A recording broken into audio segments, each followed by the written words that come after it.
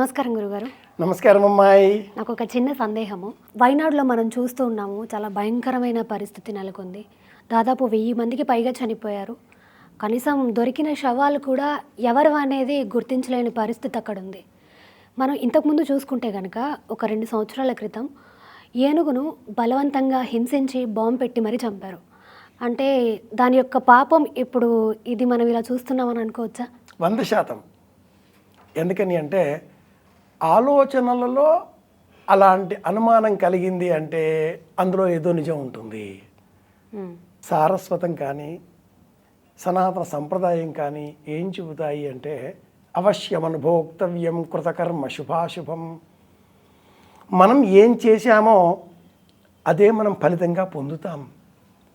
ఇతర మతాల గ్రంథాలను పరిశీలిస్తే కూడా ఎదుటివారి నుంచి నీవు ఏది ఆశించదవో వారికి నీవు అదే అందించము అని ఇతర గ్రంథాలు కూడా ఇదే విషయాన్ని చెబుతాయి.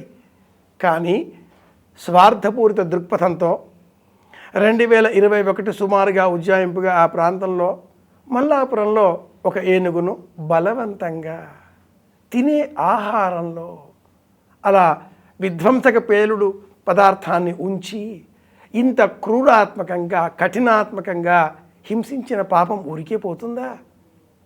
మహాభారతం అందించే నీతి ఒక్కటే, ఏంటంటే ఏదైనా దుర్మార్గం జరుగుతూ ఉంటే చూస్తూ ఊరుకోవడం కూడా దుర్మార్గమే అవుతుంది.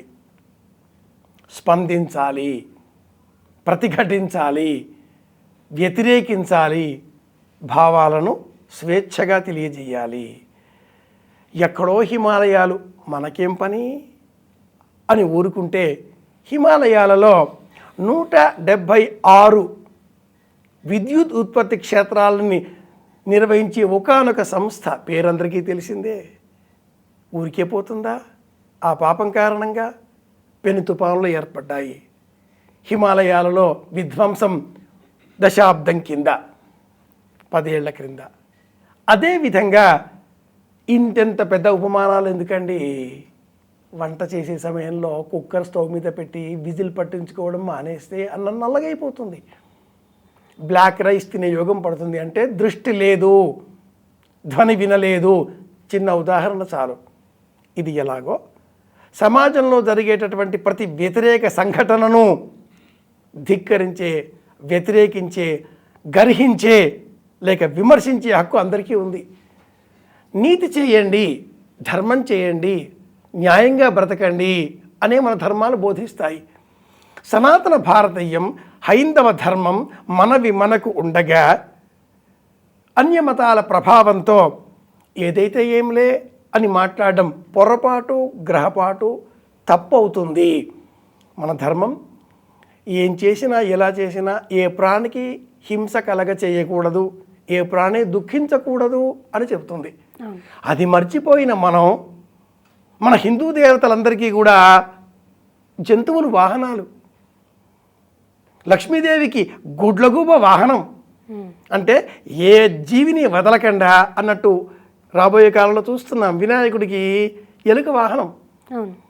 ఏ జీవిని వదలకుండా అన్నింటినీ వాహనాలుగా ఉంచడంలో దేవుణ్ణి అర్చిస్తూ ఆ వాహనాన్ని అర్చించాలిగా. డబ్బు కావాలి అని ఆశగల వాళ్ళంతా లక్ష్మీదేవి పక్కన ఈ పక్కన పక్కన 2 ఏనుగుల్ని తొండాలు ఎత్తిపెట్టి అభిషేకం చేసేటట్టుగా బొమ్మలు పెట్టి పూజించే జాతి మనది. పాము బొమ్మ పెట్టి పూజించే జాతి మనది. పాము కనిపిస్తే పరిగెత్తుకుపోయే జాతిగా మారకుండా సనాతన ధర్మంలో చెప్పబడ్డ ప్రతి విషయాన్ని గ్రహించి పాటించి ఫలితాన్ని ప్రయోజనంగా మార్చుకుందాం. సమస్త జీవులకు సమానంగా అధికారికంగా ఈ భూమి మీద బ్రతికే హక్కు ఉంది. ఎక్కడైనా ఘోరం జరిగితే ఎవరు చేసినా గర్హించాలి, హెచ్చరించాలి. ఇది దేశం, భారతదేశం, ఇది సనాతన ధర్మం, ఇది హిందూ ధర్మం, ఇది మన ధర్మం అని చెప్పాలి. ఇది సమాధానం. అలాగే ఇప్పుడు మనం సినిమాల్లో కూడా చూస్తూ ఉంటాం, ఇలాంటివి చూపిస్తూ ఉంటారు. అలాగే జరిగిందని అనుకోవచ్చా? నిజమేగా. సినిమాలు ఎక్కడి నుంచో పుట్టవు తల్లి. మన జీవితాలలోంచే, మన కథల్లోంచే కాస్త మెరుగుపెట్టి అందించేవే సినిమాలు అవుతాయి. ఇలా చెప్పుకోవాలి. నమస్కారం గురుగారు. Thank you. కృష్ణార్పణం.